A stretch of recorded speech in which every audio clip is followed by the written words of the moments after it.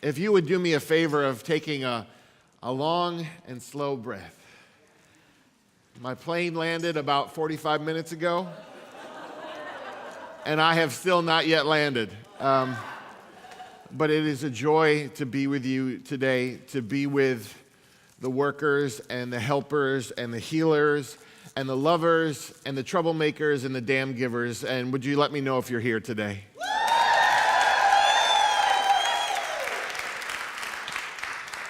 Really briefly, in case you don't know anything about me, I grew up not far from here, Syracuse, New York. I was raised in a fairly traditional Italian Roman Catholic family, so I was raised on gluten and guilt. A lot of pasta, a lot of repentance in here. And the short story is, ministry came later in life. It was a second career for me. And as I walked down the road of ministry, I started to feel a tension between the person I felt I was called to be as a follower of Jesus and the pastor that I was expected to be. And I found myself in a mega church in Charlotte, North Carolina, and I was super Christian mega pastor man. And there was some kryptonite I experienced in the form of theological questions that I had. Those theological questions were, how are we treating LGBTQ people this way? My questions were, why are there no female pastors? My questions were, why is our church only span a racial diversity from white to beige, right? And I began speaking into these things and writing about them, and that became a point of turbulence in my life, and I had a choice at that time to either avoid all that stuff, those theological questions and the lack of diversity in the church and the toxicity I was seeing and really felt a part of, or I could lean into it, and I leaned into it. And not long after, I started at a new church, and the pastor, he said to me, listen, I want to give you a vacation. And I said, really? He said, yes, it starts immediately. And I said, when does it end? He said, it doesn't. And I found myself in this space being allowed to ask anything and say everything. And as a minister, that was of extreme value to me. And that has led me to this place of trying to reckon with the church that I've been a part of a white church that has been complicit in some of the grievous wounds that our country has experienced. And I'm still trying to be part of something healthy. And I don't know why you're here. I don't know what brought you here, and if we had time, I would ask you, because the way that this building is set up, it's like most buildings. There are a lot of chairs there, and then there's one space here that feels like the more important space, and it's not, right? Because anything that you have to say, anything you've brought here is as valuable as anything that's going to be set up here. And I wonder why you're here, but I want you to think today about your eyes. I want you to think about the lenses through which you view the world. When you look at the world outside today, what story do your eyes tell you? What do they tell you about God, about the future of this country, about your family, about your worth? What do your eyes tell you? I have 2 children. I've been married for 23 years, and our family had gone to Universal Studios in Florida, and the first thing that we did when we got there was this Shrek 4D experience. It's a 3D movie, and they spray you with water, and it's a very immersive. And we went in, we got our 3D glasses, and I put mine sort of around my chest, around my neck here, and the house lights went down, and on screen it said, please put on your 3D glasses, and so I did. And the movie begins, and I'm not impressed. It wasn't as vivid as I thought it was going to be. It wasn't as realistic as I had hoped. And I looked around to see if anyone else was sharing my displeasure, and they were all fine. And I said, well, obviously I have much higher standards than they do, right? and I looked at my wife, who could always mirror my disgust at the world, and she was fine. And I thought, well, she married me, so what's accounting for her tastes, right? So I sort of grit my teeth, and I watch this film that I'm not impressed with, and the house lights come up, and my wife looks at me, and she says, what's that on your chest? And I said, oh, and I realized that I had put my sunglasses on to watch the entire movie. So if you know me and you know my writing, my wife is long-suffering, and so she said, let's go around. And she said, we'll get the 3D glasses again, and we go through the process, and we sit down, and I put on the 3D glasses, and I watch the film, and it's great. It was so realistic, right? Well, the lenses through which we view the world matter, don't they? Because the lenses through which we view the world, they shape our stories. They form our prejudices. They enable our imaginations. The lenses through which we view the world actually craft our image of God. And the thing about the lenses that we are wearing today, we've been working on them for a while, right? They're a product of the places in which we are raised. They're a product of the families that we are a part of, the churches we grew up in. They're part of our personalities and our life experiences. They're part of our very physicality, the way we experience the world. And what that means is you have historically specific lenses through which to view this life. And if you're a person of faith, your image of God has been crafted because of that story. And because of that truth, everyone in here who is a person of faith has a specific God. There are as many different gods in this room as there are people in this place, right? Because what we tend to do is sift the scriptures that we love for those parts of God that seem to ratify our prejudices, that seem to reinforce our fears, that seem to speak the narrative that really we want told about ourselves. And what we're here to be is a people who say, let me borrow your lenses for a little bit. Let me see what you see because I want to see what you see because I want to know what you know. And we want to be the people who say, and could you wear mine for a little bit? I want you to understand what I see. That's a beautiful thing, and the problem is we have a president whose every instinct, whose every impulse is to darken the lenses of people, to muddy them. With every incendiary tweet, with every fake emergency, with every Fox News alternative fact, right? With everything that he says, with every insult, what he does is he clouds the vision of people so that they can't see reality anymore. They can't see the beauty that their lenses should show them.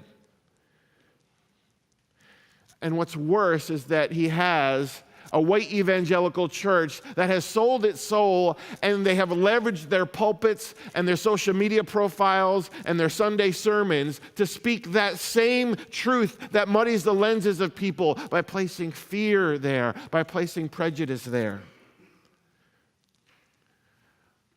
I told the story not long ago to some friends. It's in one of the books about being in a coffee shop at a hotel conference, and I'm with a teenager who happens to be a lesbian, and we're talking about the issues of diversity and equality and love and justice in the church, and I felt like I was being pretty convincing that day. You know when you're talking and you're thinking in the back of your head, you're doing great, John, keep going, right? And right outside the window of the coffee shop, she pointed to a man, and it was Sign Guy. Out there, right outside the window was Southern Baptist Sign Guy with a bullhorn and a sign that said that she was going to hell for who she was and how she loved. And she said, John, this is all great, but how do I love him? How do I welcome him to my table? And I wanted to phone a friend because I realized I was in a place of turbulence. And I said to her, what we have to do with Sign Guy is realize two things. One is that he was not born Sign Guy. He has a family of origin. He has a church he grew up in. He has an image of God in his head.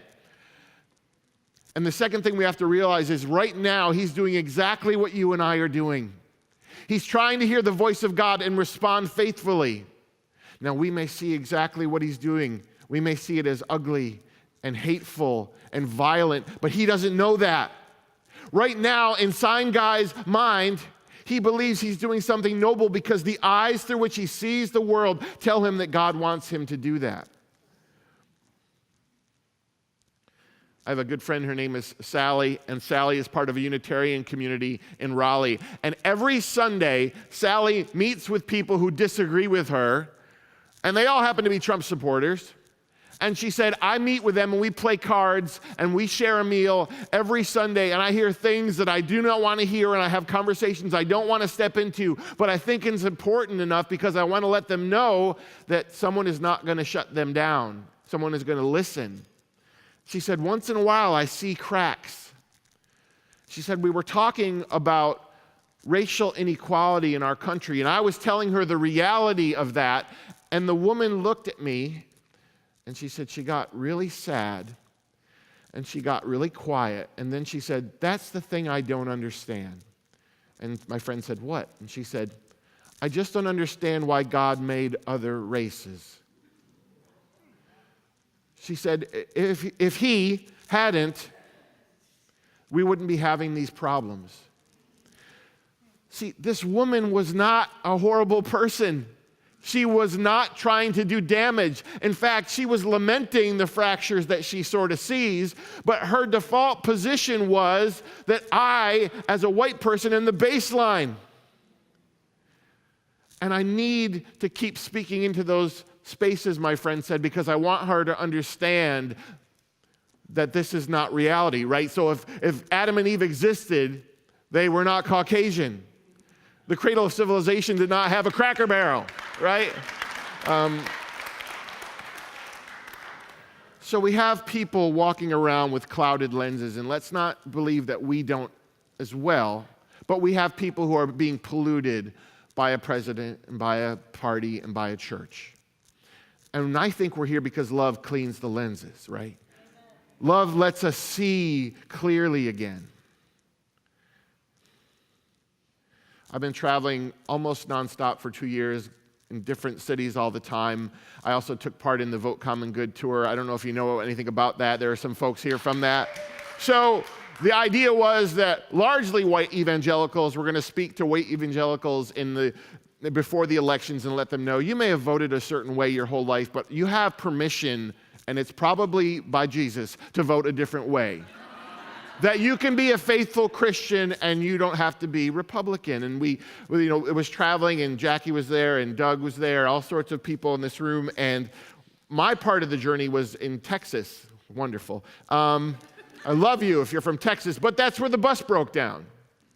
So can you imagine being at a truck stop in the middle of Texas with a bus with a big sign that says "Flip Congress," the conversations you have? But I heard about I experienced the lenses that people look through.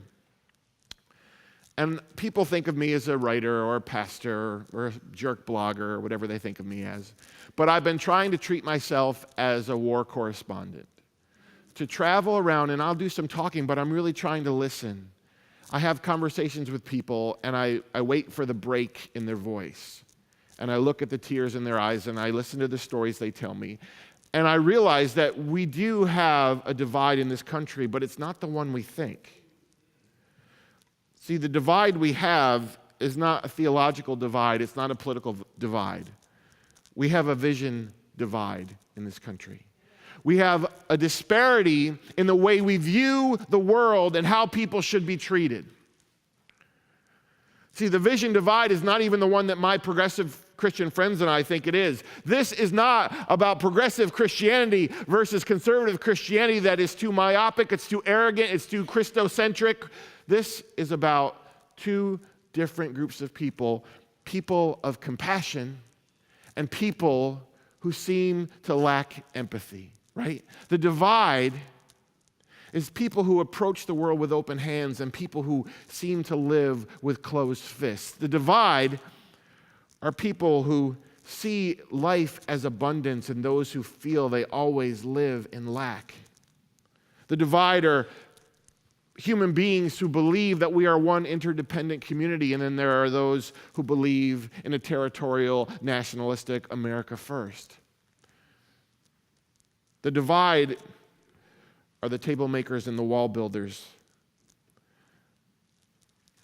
The divide are the people who try to default to love and those who are ruled by fear. And the problem is, our president seems to speak only to this area, to the closed fist, to the fear, to the lack.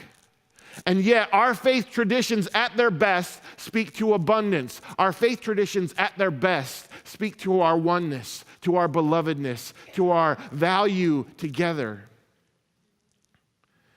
So what I need to say to some of my progressive Christian friends here is, I love you, I'm one of you, but we're not going to fix this. We can't even fix Christianity. what's going to fix this are disparate human beings who are sold out on the idea that all people are valuable inherently because they exist, right? It's going to take us loving well and see what we have to do is redefine love, because I had a friend of me say, John, listen, we've got it. And I said, what? He said, we've got love. We've got exactly what we need. If we can't win with love, we may as well pack it in. But I wonder what that word means to him.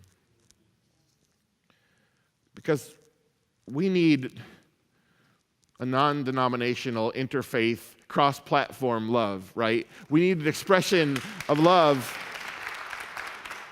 in this world that is not a soft, saccharine, Hallmark movie, slow jam love. No, we need a love that is fierce and bold and relentless, right? We need a love that does not sit quietly while bigotry bullies the vulnerable people. We need a love that will not be tone police into being silent because we're being offensive. We need a love that will not apologize for our passion for humanity. We need a love that is dangerous, that confronts ugliness, that welcomes turbulence. We even need a love that ticks off our families and our pastors. Because to have this bold, audacious, willing to be pissed off love is costly, isn't it? Because you people who are here, you who are listening, you beautiful souls, you're exhausted. Because it's exhausting to give a damn, isn't it? To be a person of compassion in a time and a place when compassion is in such great demand, right? To wake up every day, push back against predatory politicians and toxic systems and corrupt legislation and acts of treason and presidential tweet tantrums and your own family struggles. The volume and the relentlessness can wear you out. Have you noticed? And see, I want you to do the work of love. That's why we're here. But the work of love, there is collateral damage to being the people who give a damn. And I want us to make sure that we are caring for one another, we who are doing this work.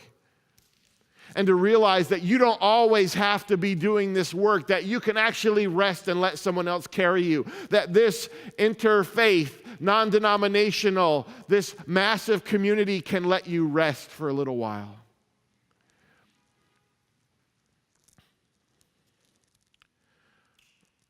Because what I'm hearing as I'm traveling is this is not about a politician.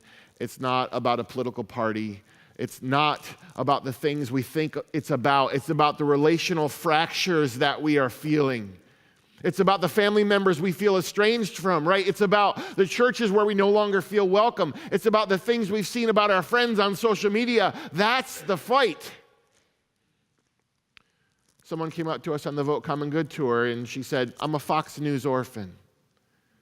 My family began watching this network and now they don't want anything to do with me.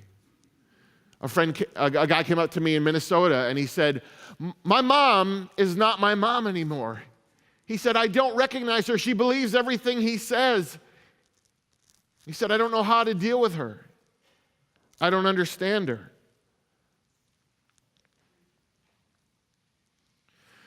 A woman posted on one of my blogs this week, she said, my 37-year-old marriage just ended because of what I've seen in my husband over the past 2 years.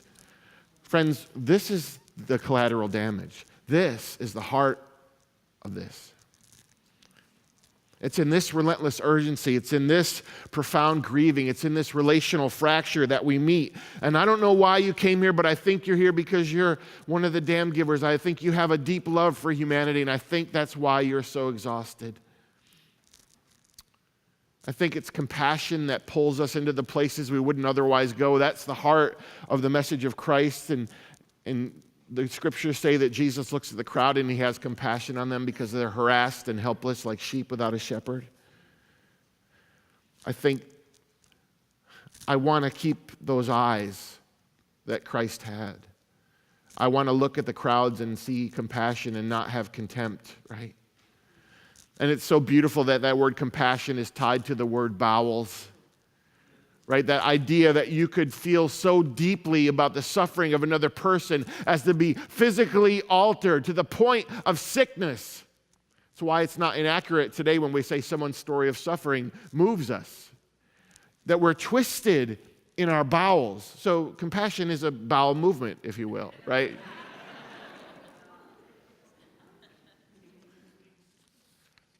And I wonder what twists your bowels. I wonder what it is that will not let you rest. I wonder what it is that makes you physically ill. But if you're a person of decency, a person of love, a person of mercy, there's probably a long list, right? That's the problem. See, what we are experiencing right now is we're grieving. We're grieving the loss of family. We're grieving the loss of church. We're grieving the loss of America. Whatever it is that you had uncovered.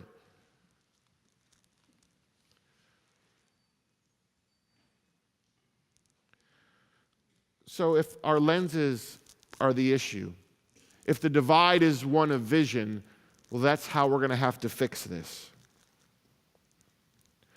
One of the things that I had to learn to do as a younger Christian, and I'm still trying, is I had to get a bigger God.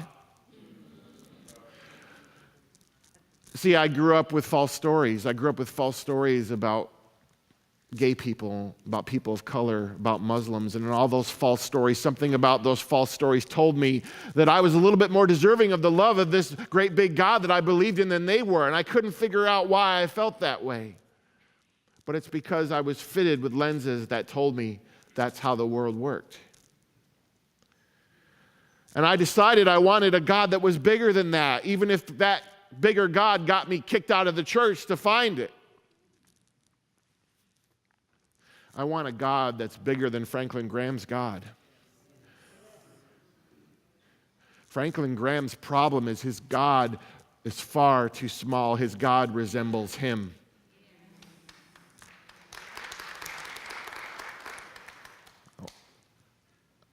I want a God who so loves the world, not a God who is America first. I want a God who's not as petty and judgmental of a jerk as I am. I want a God who's neither white, nor male, nor Republican, nor cisgender heterosexual, because I already have that God. I just need to be aware of it. Because I think a bigger God will push people of faith to have proximity with the pain in the world. I think when we get that proximity to the pain in the world, we get better stories about people. I think we start to see them more clearly. Someone said to me, John, you speak at all these progressive events. You're just preaching to the choir. I don't know how many choirs they've met, but I know they all need some preaching to, right? Not long ago, I wrote a book called The Bigger Table. And it was about creating redemptive spiritual community among disparate people where we could all have a seat, about hospitality and authenticity and diversity. And I believed in it, and I still do. And I wrote it in 2015. I wrote it in 2015. I wish you could have met me then. Friends, I was effervescent. I was optimistic. I believe I even looked like a young Brad Pitt. I don't know what happened. Aged me horribly. But something happened. I wrote the book and I published the book, and then we had a presidential campaign, and then we had an election, and now we've had 2 years of a presidency, and I'm faced with the reality that maybe I don't want the table as big as I said I wanted it. Because there are a lot of people that I am now hesitant to welcome. I'm facing my own fraudulence. I'm facing my own hypocrisy. I'm facing my own inconsistency. Because what I'm finding about myself is I have a hard time having compassion for people who have no compassion. All I'm saying about that is I have to make sure that I don't have false stories about people. I have to make sure that my lenses are cleared constantly.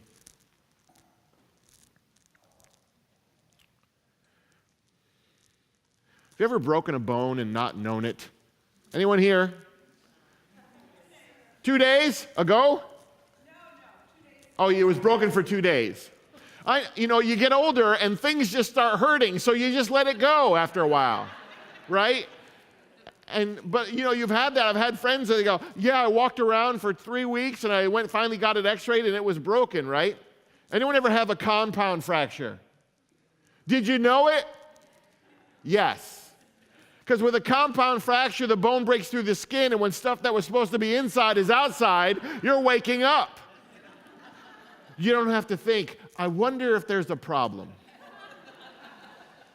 Well, you who have been doing the work, you who have been lovers and healers and caregivers and activists and learners, you've been looking at the world with an x-ray, and so you've seen it, right? This is not a surprise to you. Donald Trump did not create anything. He simply revealed it. So most of you in this room and those listening online, you're not shocked. The problem is what Donald Trump has done is he has pressed that bone through the skin, and now more people are alarmed, and now they're finally seeing maybe we're broken. This is why it's a beautiful opportunity, because we can speak to those people who are now grieving and alarmed and terrified, and we can say, we have something else. That there is a disparate community of people who will not rest until people are treated with the dignity that they deserve.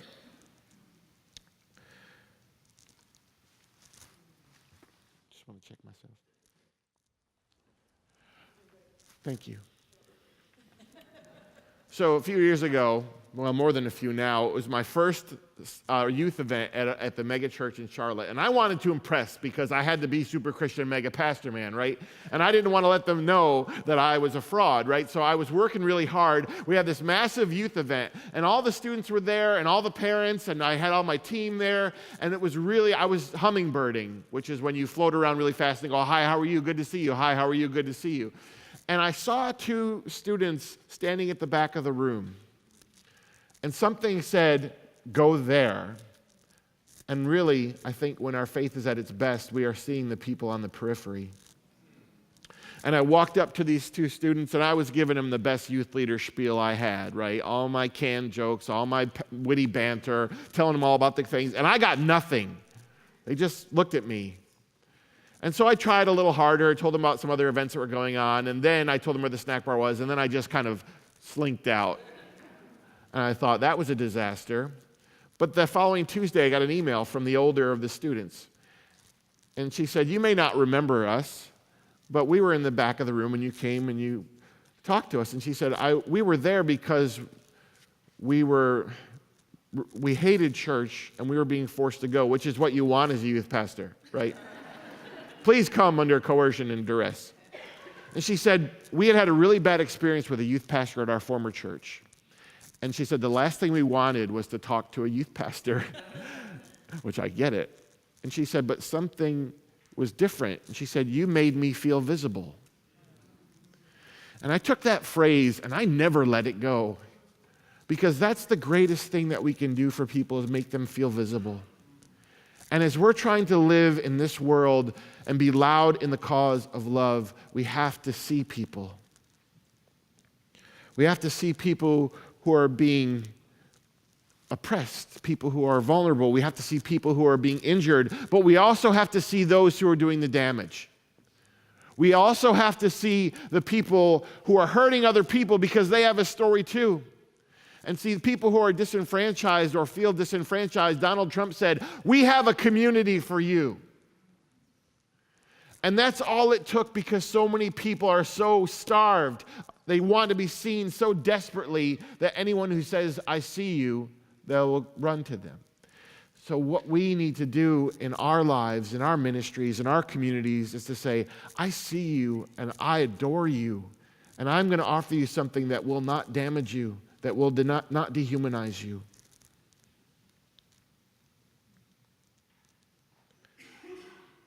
Because when we see people who no one else has seen before, we sort of wake up their imaginations. See, this is the component of spirituality that we miss. We have to wake people up to what is possible in them. We have to wake people up to what this world could actually be, to let them know that there is a oneness that they are part of, that there is a belovedness that they are already welcomed into. And people who are under duress right now, and people who we think are fine, they're all feeling it. There is no one in this world who is absent of grief or not assailed by fear or not terrified by the future. Even if you're a Republican right now, you feel all the fractures, you feel all the relational discord. So we have to see people, but we also have to show people. We have to show people that there is something else. As a Christian, every day I wake up and say, I need to go and be an expectation-defying Christian in the world. I need to let a group of people know, I know what you've experienced, I know all the baggage, I know what that word aligns me with in your mind, but I need to show you that there's something else. There's something redemptive and beautiful. Because the one thing I've learned as a 23-year pastor and writer is that you can't preach anyone into compassion. You cannot shout them into empathy. You cannot lecture them into caring about another human being. You have to show them. You know, being a student pastor, I work with middle and high school students, and I don't know if you know this, but they can be resistant to, yeah, you know, okay, you know. I did a series on compassion. This is how pastors think. We'll do a 4-week series on compassion and everything will be great. I broke out all the Jesus material. It was solid, right? You can't go wrong if you got great material. But what I started to feel like was my students weren't getting it. It wasn't because they were, you know, middle to upper middle class white kids and there was nothing resonating. And so I said, all right, we're going to take a mission trip. And they said, great, where? And I said, I don't know. We planned a mission trip to nowhere. We planned a mission trip where we would get together and we would get in vans and we had camping supplies and we had care bags and we had tools and we just said, we're going to drive and we're going to allow ourselves to see people and respond. So I actually had 40 students sign up to take a mission trip with no destination. So, yeah, that's great right here. It was great when I spoke it into being in a staff meeting. And then all of a sudden we're at this planning meeting and I'm trying to prepare these students and a father comes up to me right after and he's like, hey, where are you going for real? And I said, hey, I don't know. So we drove, we started off and we just took off and we had sort of talked to them about really looking for people and body language and just trying to be a compassionate human being. And I forgot the fact that we would have 4 different vans, so we'd be going 4 different directions. So within like 10 minutes, the whole trip was out of my hands, right? But remember, we want a big God. We don't want a God that we can just plan and not need. So I got a text from one of the groups, and they were on the side of the road. A woman was pulled over on the side of the road, and they pulled over in front of her, and all the kids got out. We had trained them really well. They all run out, and they go, hey, do you need some prayer? Do you need some help? What do you need? And the woman was like fearful, right? So she said, no, I'm good. And they got back. They said, have a great day. They got back in the vans. And then they said, before they could pull out, she had run back, and she asked them to roll down the window, and she said, well, I had just pulled over because I found out that my mother had passed away. And she said, and there you showed up asking if I needed prayer. Well, we took this trip for 4 days, and it was terrifying. But I never had to teach my kids about compassion again. Because we have to show people this. We have to incarnate the stuff that we're talking about, right? All the work that we do in the small and the close of your life, in your families and in your circle of friends, in the communities where you know people in your neighborhoods. We have to do this work. Show people. Reach across the divides of faith tradition and political ideology and all the other barriers and let people see with their eyes what we're talking about. Because then we create something they can't ignore. Then even all the mud that someone would place over their lenses is not going to be strong enough that they'll miss it. You may have remembered when Hurricane Harvey had struck in Houston a couple of years ago, there was a scene that kept playing out. It was a scene of a person on top of a vehicle surrounded by rushing water. And then the scene of people stepping into the water and linking arms until they reached that person in peril and bringing them back in. You know what I know about the people in those human chains? They weren't all Republicans. And they weren't all Democrats. And they weren't Christians, and they weren't Muslims, and they weren't atheists, and they weren't agnostics, and they weren't transgender. They were just a group of human beings who said, there is value on the other end of this, and we need to do something to save them. That is worth us spanning all our differences. Now, what I love about that moment is that there were people probably standing on the side saying, I'm a little jealous that I didn't get to be part of something that saves someone's life. And you and I, we have no excuses. We get to link with other beautiful, flawed humanity and do redemptive work in the world.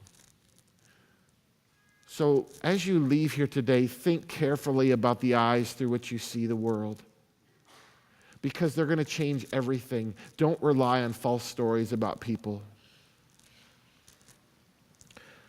I was at a Q&A recently, and a gentleman said, you know, John, there are two news feeds in my life.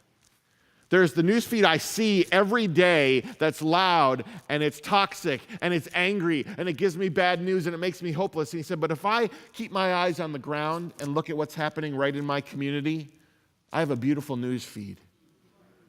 There are people doing bold and audacious work. There are people who are tirelessly being loud in the cause of love. And he said, and if I keep my eyes on all that stuff around me, hope is easy to find. So my prayer for you is that you will just see with the clearest lenses that you can, and you'll create a news feed in this world that cannot be denied. Thank you, friends.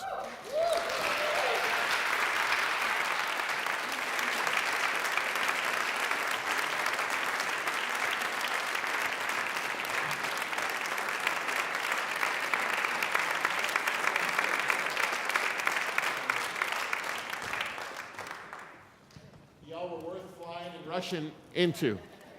Wow, John, if that's you, 45 minutes on the ground, that's awesome. Thank you so much. Thank you. We want to give people a chance to talk with you. And once again, friends, we're going to bring the mic to you. I'm going to try to call on a diverse thing so we keep our diverse conversation flowing. Who's got a question for John?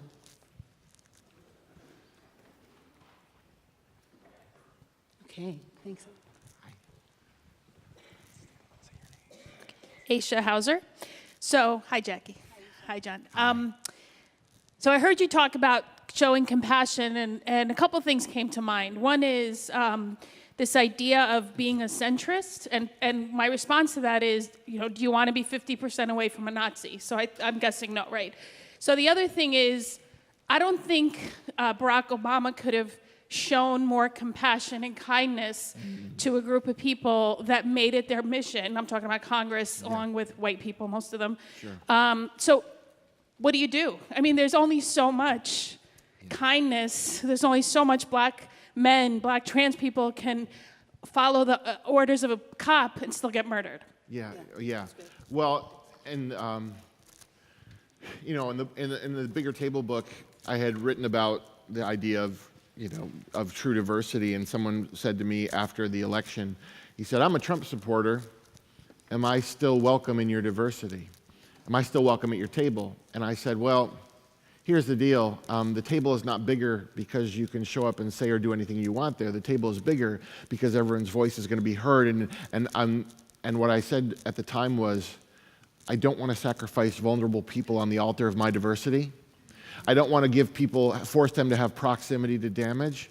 So the onus is on someone like myself to say, yes, we all try to come to the table, but we don't all come to the table with equal barriers and equal struggles. And so I'm always need to be cognizant of that. And there is nothing more that you can do. Someone said to me recently, so John, are people beyond reach? And I said, some people are beyond reach right now. They may not be beyond reach in 5 years.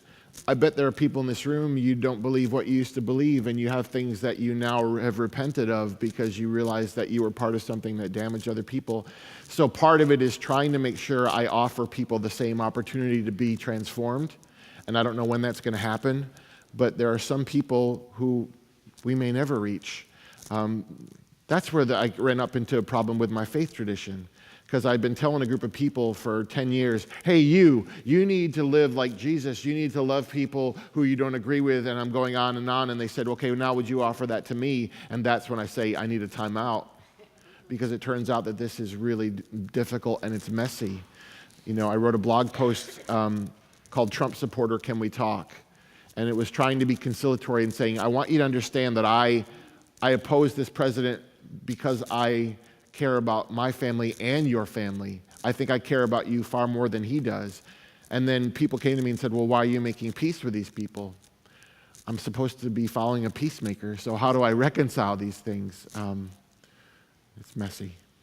Can I follow up, John? Please. I don't. I'm breaking a rule, I think. Jim Wallace recently wrote in Sojourners a piece really challenging Christians. He's like, dude, you cannot keep following Trump if you're a Christian. You've got to say it's not enough that because he's pretending to be anti-abortion and he's pretending to be your people to follow him, that in fact, maybe it's time to throw down in a less friendly way and step away from that table, if you will. What do you think about that? And as a white Christian pastor, my responsibility is to keep speaking into that thing, because I do have an audience with people that some won't have, right? And so people will say to me, well, why are you so hard on these people? Well, because I know that they should know better. I know the trips we've been on together. I know the sermons that they've amen. I know the songs that they sing, and that's why it really pisses me off that they don't get it. And so, I think progressives need to stop apologizing for their convictions. I think one of the most damaging things that has happened is the Democrats have lost the ability to have a faith position. They've relinquished the idea of spirituality, and that's really a mistake. Thank you, John. Sure. Thank you so much. Hi. Hi. I'm sorry? Oh, thank you. Hi, my name is Deanne Terrell. How are you? Hi. My question is this. One of my former pastors, Reverend Terry Steve Pierce of Joy Metropolitan Community Church, has said, all are welcome, but not all behavior is welcome. So when I hear you say that, that resonates deeply with me, and I agree with that 100%. So my question is, what are some of the key strategic points that you have used to negotiate conversations between opposing parties that are based on ideology rather than personhood, along the lines of being mindful to not shame individuals regardless of their stance, but to challenge ideology in a mutually productive manner? Thank you. Yeah, great. Well, part of it is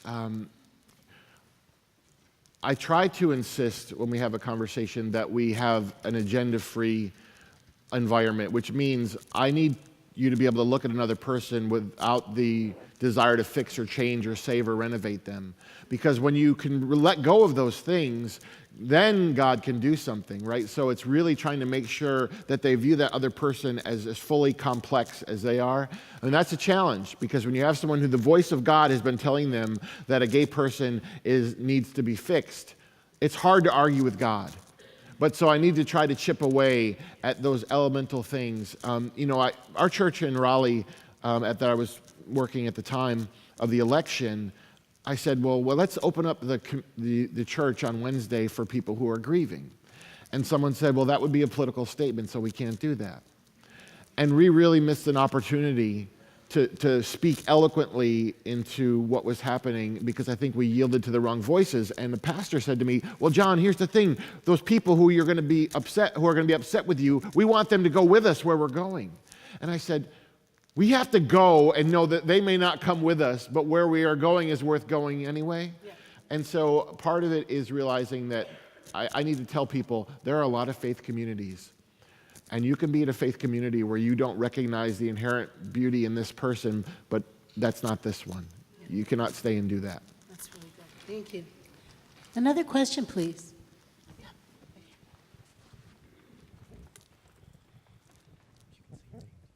Hi, I'm Barbara. Nice to meet you. You as well.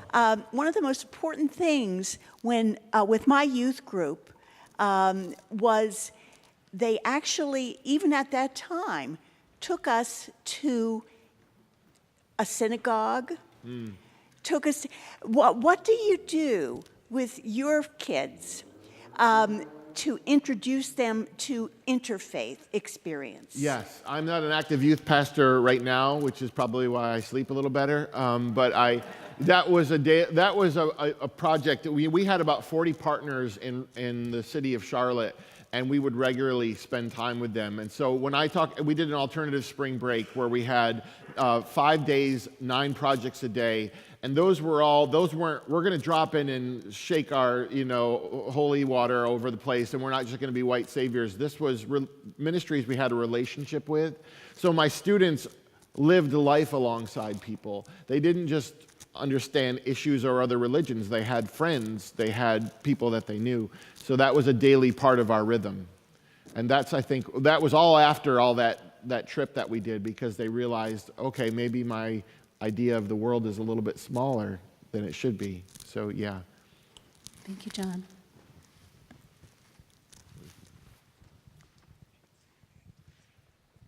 Hi, my name's Molly. Hi. I'm curious how your whiteness has changed in this process of like leaving your Superman megachurch life and. Well, it's all that's changed is I've become more aware of it every day, right? And I wrote a blog post originally called "If I Have Gay Children," which at that time, not even using the LGBTQ language, I had someone say to me, "John, listen, you're a white guy. You're always going to be a white guy. And because of that, you're always going to have baggage with you, and you're going to have to spend a lot of time trying to overcome that, and you may never overcome it. But I learned that my privilege was currency, that I had to spend that as wisely as I could. And every day, that's what I do. I say, well, what can I do with this gift that I have been given in being able to speak into lives of other people who don't know, who haven't seen what I've seen a little bit. But it's a daily learning, because you can look back, most of us can look back and say, I really wish I hadn't said that or done that. There's an incredible humility when you realize the defaults you've been living with your whole life has been damaging to other people. So I try to be aware of that. And that's all I can do. Hopefully tomorrow I'm going to know more than I knew today. Thank you, John.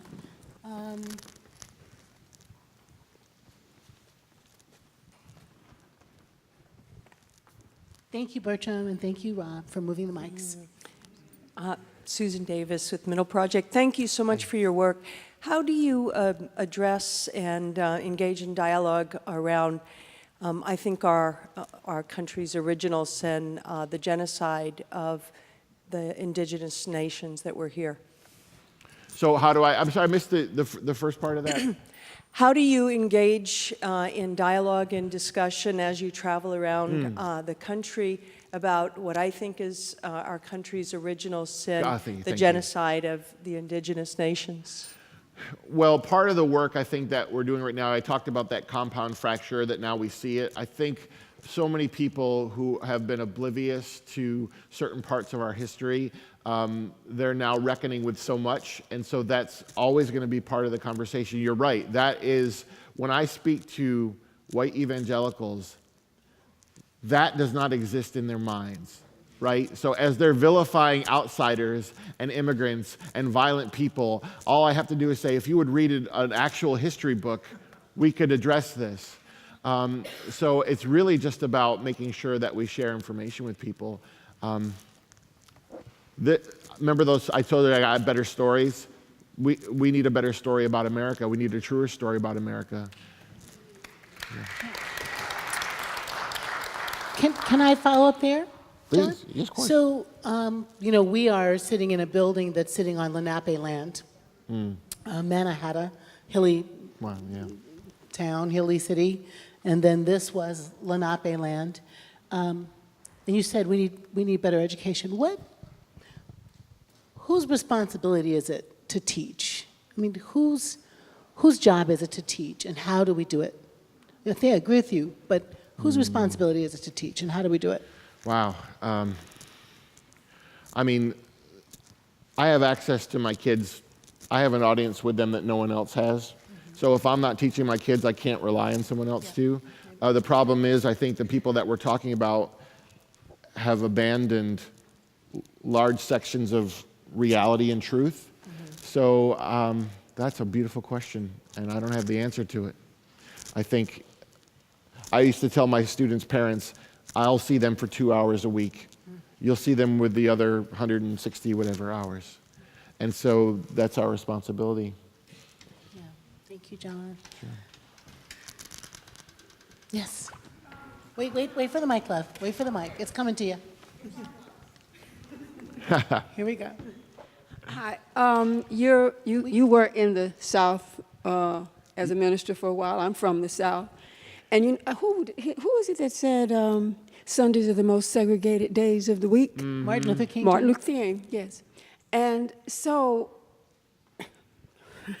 is church the problem, or is it the solution? Because it starts there, where the segregation and the advantage, disadvantage, all that starts there.